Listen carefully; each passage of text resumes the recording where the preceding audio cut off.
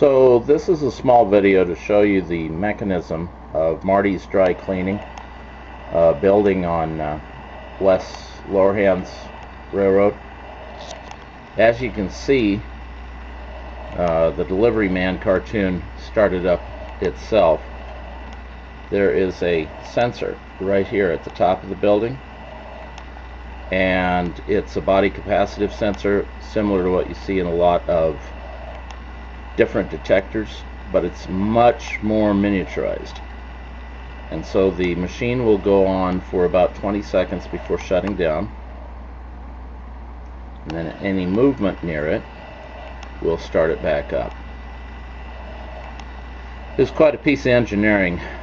12-volt motor, some different 3D parts that were printed, and it all combined to what I think is making a small building pretty interesting.